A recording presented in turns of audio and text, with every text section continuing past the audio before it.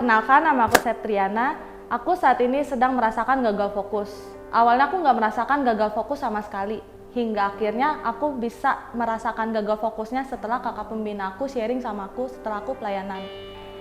Dan pada mulainya itu, awal gagal fokusnya adalah saat aku sekolah SMK, aku sekolah ambil kejurusan tata boga. Karena aku suka banget masak dan membuat-buat kue. Dan pada saat aku kelas 2, aku prakerin di salah satu perusahaan retail di Indonesia. Hingga akhirnya setelah lulus, aku boleh kerja di perusahaan tersebut. Singkat cerita, setelah lulus itu, aku bekerja di perusahaan itu dan aku telat kuliah selama 3 tahun sebagaimana harusnya setelah sekolah itu harus langsung kuliah.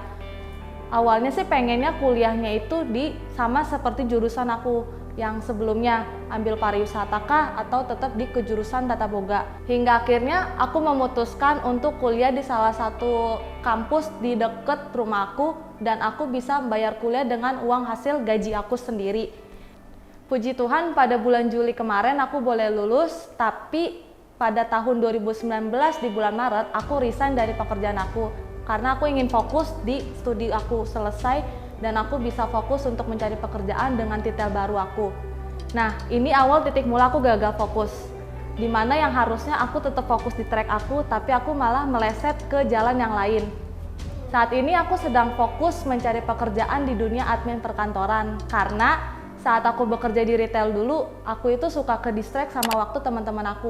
Jadi pada saat aku bekerja, teman-teman aku sedang libur. Dan sebaliknya, saat teman-teman aku libur, aku sedang bekerja.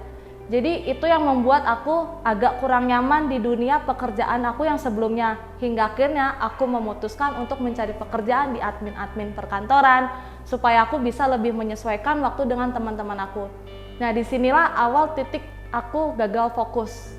Dan aku percaya yang kemarin itu kakak pembina aku bukan cuma sekedar kebetulan, tapi Tuhan menuntun aku untuk tetap fokus pada track aku. Nah, kira-kira di Alkitab itu ada nggak ya tokoh Alkitab yang gagal fokus kayak aku?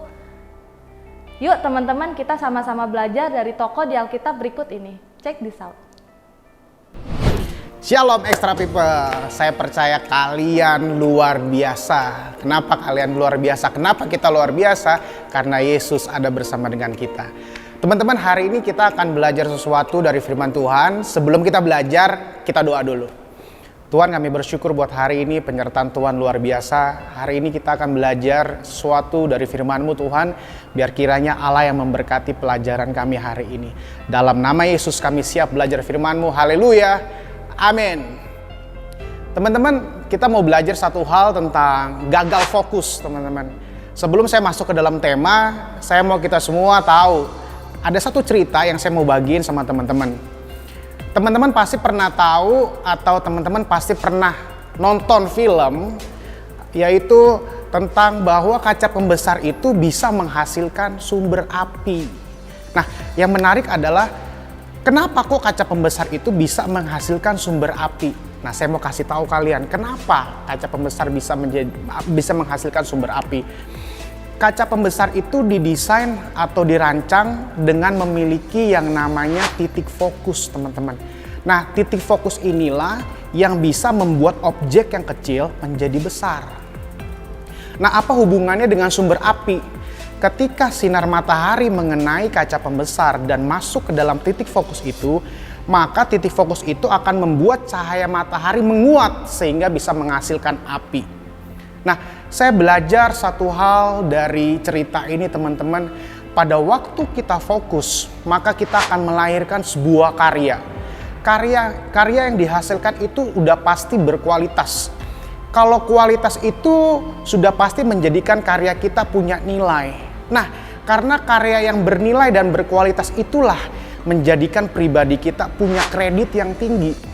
Kalau kita sudah punya kredit yang tinggi, udah pasti kita menjadi orang yang banyak dicari orang, teman-teman.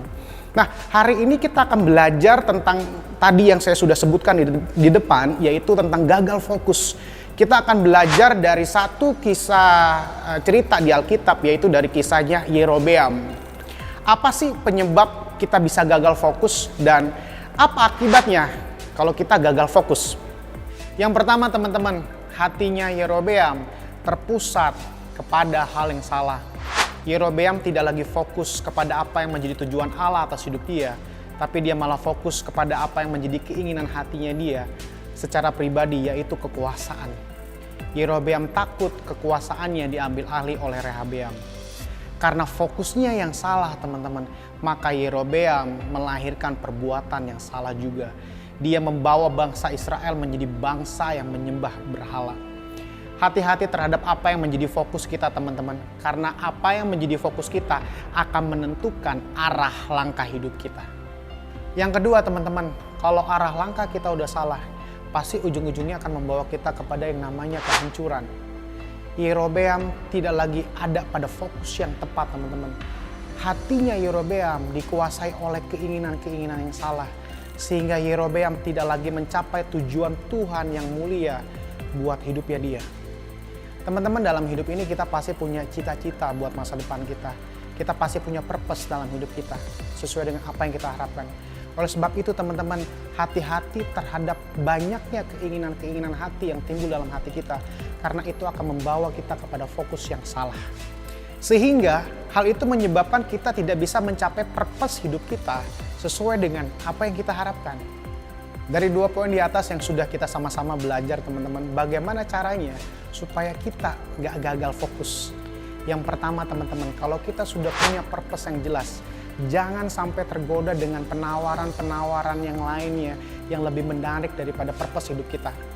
Yang kedua, teman-teman, lakukan dengan konsisten apa yang menjadi purpose hidup kita, sesulit apapun tantangannya. Akhir kata, teman-teman, selamat menempuh hidup yang sukses dengan fokus yang tepat. Tuhan berkati.